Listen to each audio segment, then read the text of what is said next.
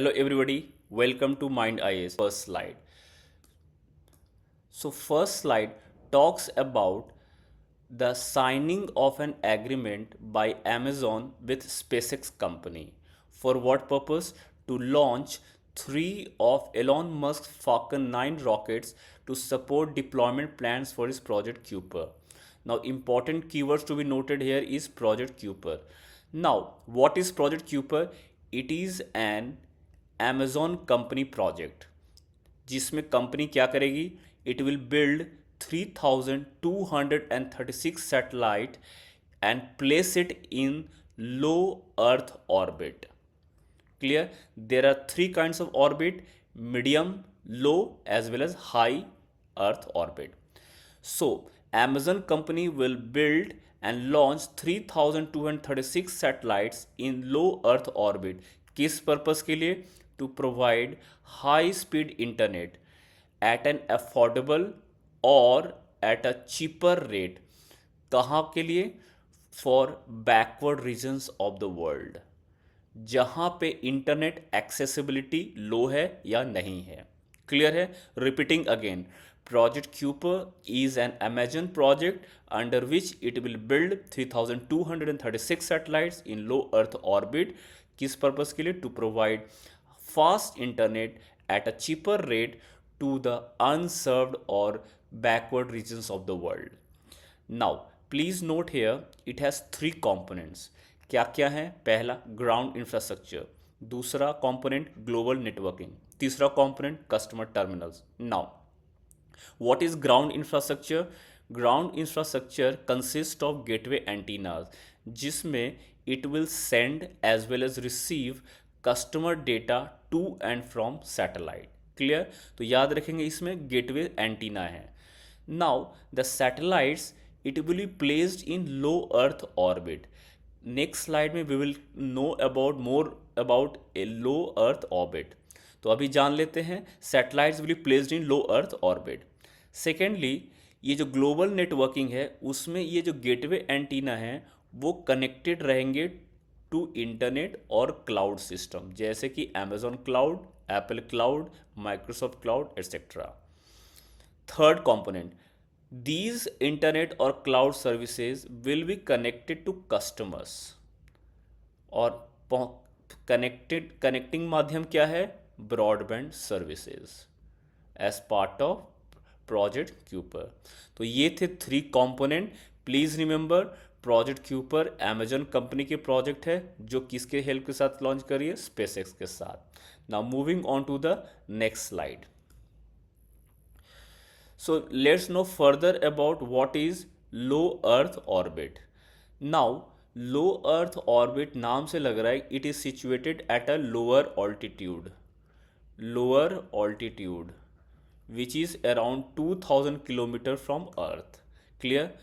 Whatever satellites we found, majority of the satellites are in low earth orbit. This is important, please remember, most of the satellites are placed in low earth orbit. इसका reason क्या है? कि लो earth orbit का कोई particular path नहीं है, जिसके वजह से there are more available routes and therefore more satellites can be placed in low earth orbit. Clear? इसका फंक्शन जान लेते हैं. Purpose, it is very helpful for satellite imaging. Reason क्या है? क्योंकि ये it lies near to the earth surface, therefore it can take images or photos with higher resolution. Clear? One important point to be noted is the International Space Station lies in low Earth orbit. Clear? एक disadvantage जान लेते हैं लो earth orbit का. Disadvantage क्या है? It cannot be use for telecommunication. Reason क्या है? It moves very fast and therefore very difficult to track.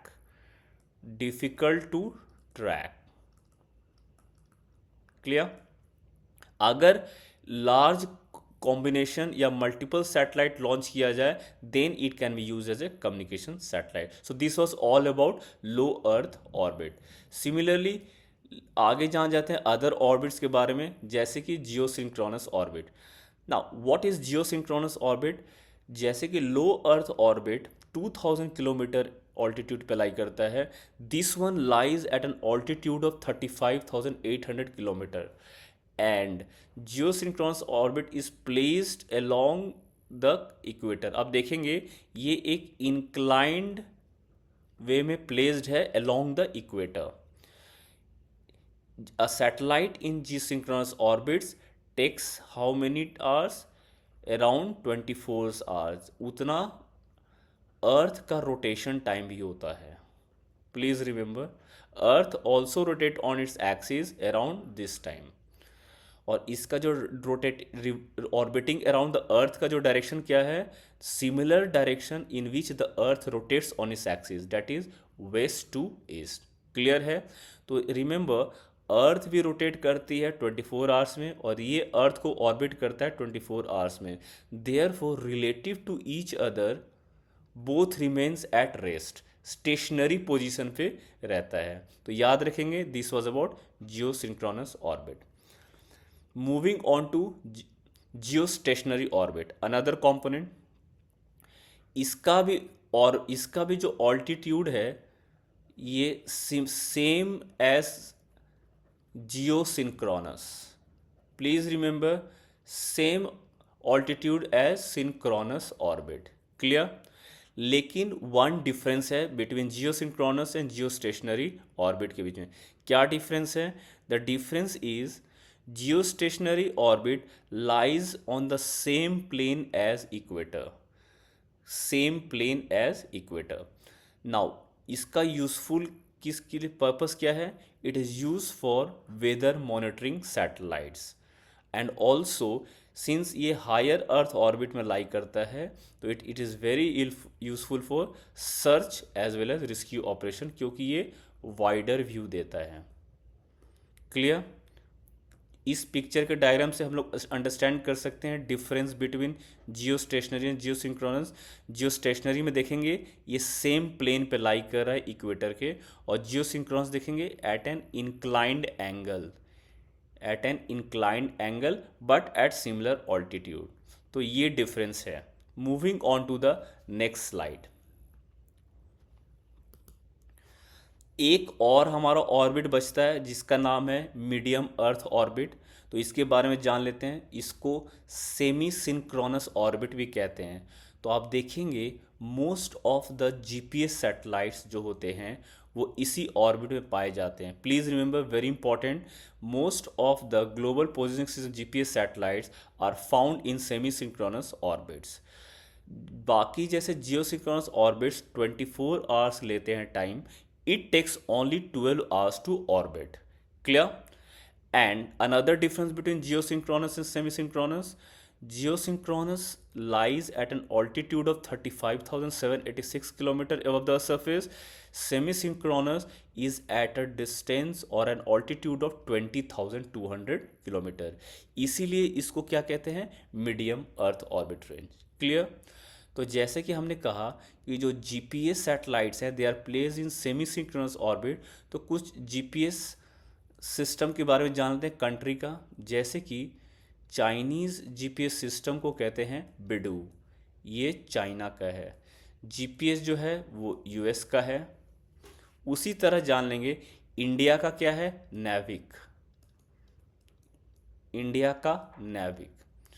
Japan का क्या है? QZSS, ये किसका है? जापान का।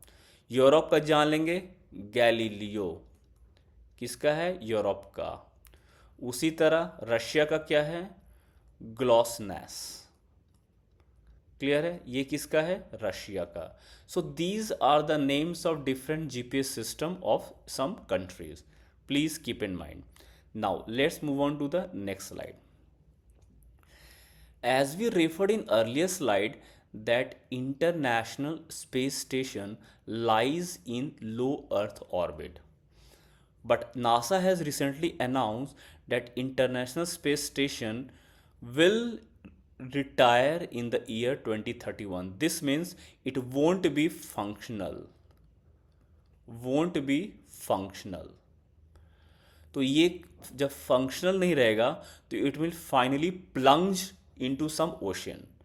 तो जो जा तो याद रखेंगे ये जो ओशन या जो पॉइंट है जहाँ पे इंटरनेशनल स्पेस स्टेशन प्लंग करेगा, वो है, उसको कहते हैं पॉइंट नीमो। तो let's know about point Nemo.